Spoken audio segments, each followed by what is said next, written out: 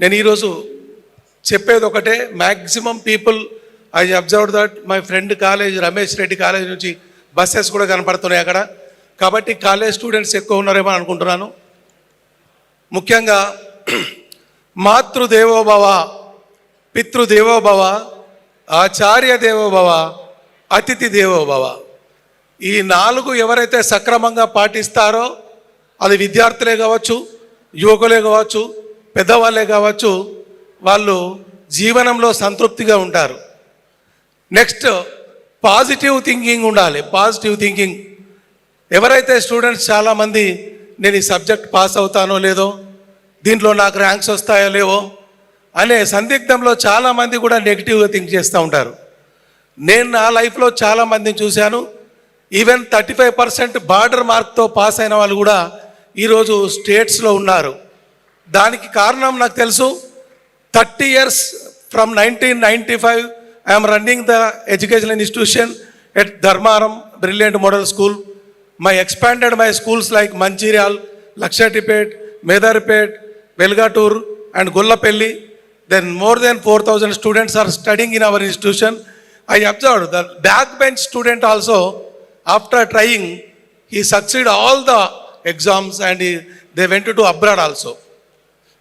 చాలామంది చెప్తా ఉంటారు, నాకు 1 lakh శాలరీ అయితేనే నేను వెళ్తాను. 1 lakh శాలరీ బార్డర్ పెట్టుకున్న అబ్బాయి ఇంట్లో పేరెంట్ ఫైనాన్షియల్ కండిషన్స్ బాగాలేకపోతే నీ 1 lakh శాలరీ వచ్చేంత వరకు నీకు వెయిట్ చేస్తే నీ ఫుడ్ కానీ నీ బెడ్ కానీ ఇచ్చేవాళ్ళు ఎవరు ఉండరు. నేను అట్లీస్ట్ నువ్వు సెల్ఫ్ ఎంప్లాయ్మెంట్ దిశగా ఒక 10,000కు వర్క్ చేసుకుంటూ నువ్వు 1 lakh ప్రయత్నం చేయడం కూడా తప్పులేదు.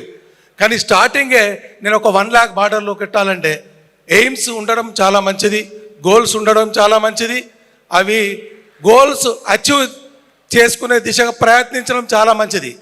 కానీ రూరల్ బ్యాక్గ్రౌండ్లో నాకు తెలుసు 90% of the parents rural agriculture family మీద ఆధారపడి ఉన్నారు. మనకు మోసం తెలియదు, మనకు దగా తెలియదు, స్మగ్లింగ్ తెలియదు, ఏం తెలియదు. ఎంత కష్టపడ్డ సంవత్సరానికి 3 నుంచి 4 లక్షల రూపాయల కంటే ఎక్కువ సంపాదించే రైతు మన ఏరియాలో లేరు. మరి ఈరోజు అలాంటి రైతు బిడ్డ హయ్యర్ ఎడ్యుకేషన్కి వెళ్ళాలంటే వాళ్ళు ఎంత కష్టపడుతున్నారు. ఆ పేరెంట్ గురించి ఆలోచించే విద్యార్థులు ఎవరన్నారంటే మీకే చప్పట్లు కొట్టుకోండి. మీరు నిజంగా మీరు మీ తల్లిదండ్రిని గౌరవించే వాళ్ళైతే మీరు ఒక్కసారి చప్పట్లతో మీ తల్లిదండ్రికి గౌరవించండి. మనకు ఒక బైక్ ఇచ్చి, మనకు మొబైల్ ఫోన్ ఇచ్చి కాలేజీకి పంపిస్తే మనం చేసే పనులు ఏమున్నాయి ఒకసారి ఆలోచించండి. బైక్లో పెట్రోల్ ఎక్కడి నుంచి వస్తుంది? నీ తండ్రి యొక్క కష్టార్జితం, తన ఒంట్లో నుంచి వచ్చేటువంటి రక్తం నీ బైకులో వస్తానో మర్చిపోకండి మీరు. ఒక పేరెంట్ ఎప్పుడు కూడా ఒక స్టూడెంట్ తన కొడుకును ఎక్స్పెక్ట్ చేసి చదివించాడు. నా కొడుకు చదవాలి, డబ్బులు సంపాదించాలి, నాకు తిరిగి ఇవ్వాలని చెప్పి ఎప్పుడు కూడా చదివించాడు. వితౌట్ ఎక్స్పెక్టేషన్ భూప్రపంచంలో ఎవడైనా ఉన్నాడా నువ్వు బాగుపడాలని కోరుకునే వాళ్ళు? నీ తల్లి, నీ తండ్రి, తర్వాత నీ గురువు.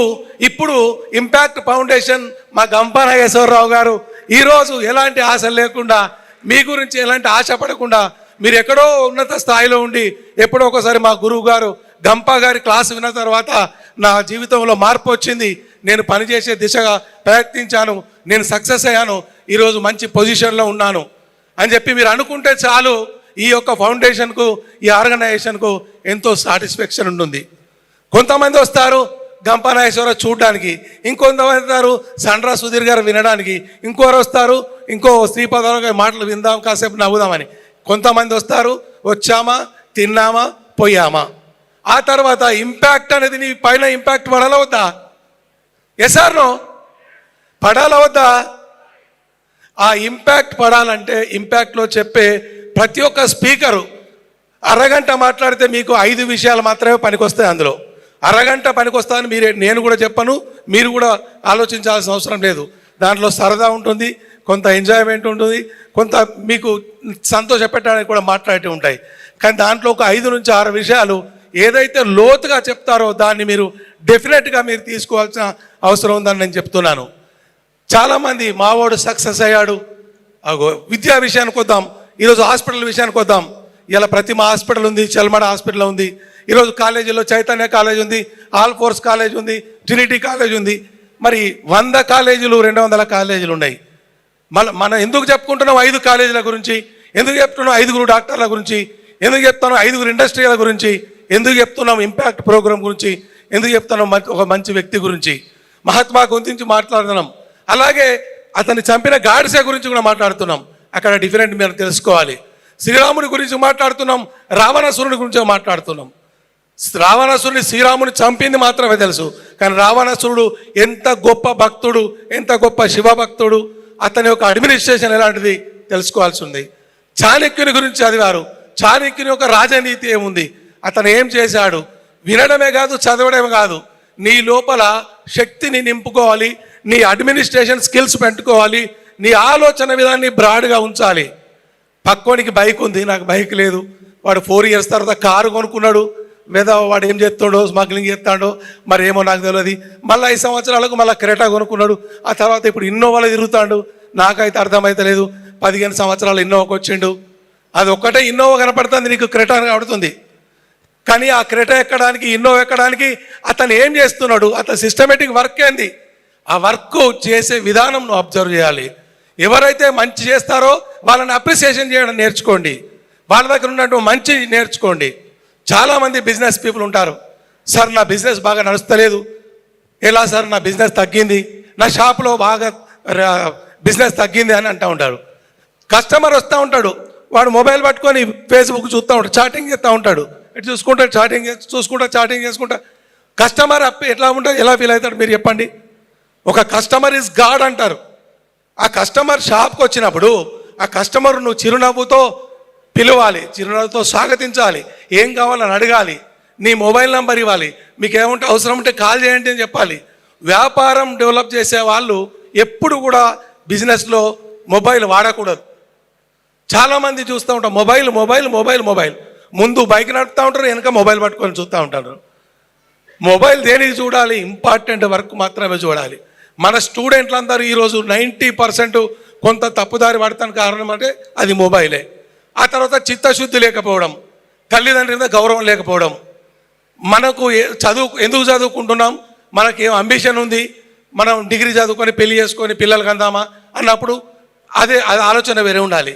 నీకు ఒక సక్సెస్ఫుల్గా ఉండాలన్నప్పుడు డెఫినెట్గా నీ సబ్జెక్టు మీద నువ్వు కాన్సన్ట్రేషన్ చేస్తూ నీ యొక్క టీచర్స్ చెప్పేది, నీ లెక్చర్స్, నీ ప్రొఫెసర్ చెప్పేది విని నువ్వు డిసిప్లిన్గా ఎప్పుడైతే పని చేస్తావో నీకు ఒక గోల్ ఏదైతే ఉంటుందో అప్పుడే మీరు ఆ గోల్ రీచ్ కావడానికి ముందుకు వెళ్తారని చెప్పి నేను ఈ స్టూడెంట్లు అందరికీ కూడా తెలియజేస్తున్నాను. నాకు తెలిసి బిజినెస్ వాళ్ళు ఉండొచ్చు, ఇంకా ఎంప్లాయీస్ ఉండొచ్చు, ఎవరైనా ఉండొచ్చు, సిస్టమేటిక్ అనేది లేనప్పుడు ఎప్పుడు కూడా జీవితంలో అసలు సాధించిన ఎవ్వరు కూడా నాకు కనపడతలేరు. నా లైఫ్లో అయితే నేను చూసిన ఒక వ్యక్తి, నా మిత్రుడు, ఒక ఏబిసి రావు, ఇంకోడు ఎస్కేఆర్ రెడ్డి, వీళ్ళిద్దరు నా బెస్ట్ ఫ్రెండ్. 40 years 1985లో ఒక అతనికి 300 ఎకరాల ల్యాండు, ఒక బుల్లెట్, మంచిగా హ్యాపీగా ఉండేది. ఆయన నా ఫ్రెండే. ఆ 300 ఎకరాల ల్యాండు 1986 నుంచి 2019 వరకు 300 ఎకరాలు కాస్త 3 ఎకరాలు మాత్రమే అయ్యింది. అర్థమైందా? ఎందుకంటే అతనుకున్నటువంటి చాలా మంచి లక్షణాలు అవన్నిటిని 300 ఎకరాలు మాయం చేసింది. ఇప్పుడు ఇంకొక రెడ్డి అని చెప్పాను కదా, అదే రెడ్డి మన ఇంట్లో ఒక కరెంటు మోటార్ ఫెయిల్ అయితేనో, ఇంట్లో ఒక ఫీజు ఫెయిల్ అయితేనో వచ్చి 50 రూపాయలు తీసుకునే వ్యక్తి. అతను సిస్టమేటిక్గా పనిచేయడం వల్ల ఆ మెకానిక్ నుంచి ఒక వ్యాపారం, కరెంటు మోటార్ల షాపు, కరెంటు మోటార్ల సప్లై, ఆ తర్వాత డీలర్షిప్లు, ఆ తర్వాత 8 మంది ఎంప్లాయీస్. నాకు తెలిసి అతని ఆస్తి ఈరోజు 26 కోట్ల ఆస్తి అతను సంపాదించిండు. 50 రూపాయల mechanic. I am the example. నేనే ఐ విట్నెస్. నేనే 50 రూపాయలు అతనికి ఇచ్చినాను. నేనే ఈ 300 ఎకరాల పట్టేదారితో కూడా కూర్చొని భోజనం చేసినాను. కానీ 300 ఎకరాలు ఎక్కడ పోయినాయి? నీ 50 రూపాయల, నీ జస్ట్ నువ్వు తీసుకున్నటువంటి డబ్బులు ఎక్కడ పోయినాయి? ఆ 50 రూపాయలు టిప్ ఇచ్చేటువంటి 300 ఎకరాలు ఈరోజు 50 రూపాయలు టిప్పు తీసుకునే పరిస్థితికి వచ్చినాడు. అతను ఇలా 26 కోట్ల ప్రాపర్టీ సంపాదించుకున్నాడు. మరి దానికి లైఫ్ సిస్టమేటిక్ కాదంటారా? చాలా ఎంఏలు, పిహెచ్డీలు, బిఎస్సీలు, ఎంఎస్సీలు ఇవన్నీ చదువుతూనే జీవితం ఉందంటారా? ప్రభుత్వం ఎన్ని లక్షల మందికి ఉద్యోగం ఇవ్వగలుగుతుంది? చదువు అన్నది సంస్కారాన్ని ఇవ్వాలి, విజ్ఞానాన్ని ఇవ్వాలి, అంతేగాని ఉద్యోగం ఎక్కడ ఇవ్వదు. చదువు నీకు విజ్ఞానం ఇస్తుంది, సంస్కారం ఇస్తుంది, నువ్వు ఎలా బతకాలో నేర్పిస్తుంది. ఏం చేయాలో నేర్పిస్తుంది. సమాజంలో అడ్డదారులు దొక్కకుండా, దరిద్రమైన దారులు దొక్కకుండా, స్మగ్లింగ్ చేయకుండా, గంజాయి అమ్మకుండా, ఇసుక అమ్మకుండా, బండ అమ్మకుండా సక్రమ దారిలో బతుకు అని చెప్తుంది నీకు చదువు. ఆ చదువు ఇచ్చే సంస్కారమే నీ జీవితాన్ని బాగుపరచుకోవాలి తప్ప నీ తల్లిదండ్రులు ఇచ్చిన డబ్బు ఎప్పుడు కూడా నీకు పనికిరాదని మీకు తెలుస్తున్నాను. మీరు మిత్రమా, గుర్తుంచుకోండి ఒకటే విషయం, మనల్ని ఎవరు బాగుపరచలేరు, మనమే బాగుపడాలి. నీకు నువ్వే బాగుపడాలి. నీకు ఆకలి అయితే నువ్వే తినాలి, నీకు తలనొస్తే నువ్వే టాబ్లెట్ వేసుకోవాలి, నీకు జ్వరం వస్తే నువ్వే పడుకోవాలి, నువ్వు పని చేస్తే నీకే డబ్బులు వస్తాయి. కాబట్టి నీ తలరాతను నువ్వే మార్చుకోవాలి. కాబట్టి అది నువ్వు అటెండర్ కావాలన్నా నీ చేతిలో ఉంది. బెల్లు కొడితే వస్తాడు అటెండర్, అట్లా అటెండర్ వేరే వాళ్ళు బెల్లు కొడితే అటెండర్గా పోవాలన్నా నీ చేతిలో ఉంది. నువ్వు చైర్లో కూర్చొని బెల్లు కొట్టి అటెండర్ని పిలుచుకోవాలన్నా నీ చేతిలో ఉంది. నువ్వు పంచభక్ష పరమాన్నాలు తిన నీ చేతిలో ఉంది. నువ్వు చెట్టు కింద ఇక వాళ్ళ దగ్గర వీళ్ళ దగ్గర తీసుకొచ్చుకొని తిన్నా మీ చేతిలో ఉంది. కాబట్టి ఈ యొక్క best opportunity my brother has given to me. Thank you so much. Thank you.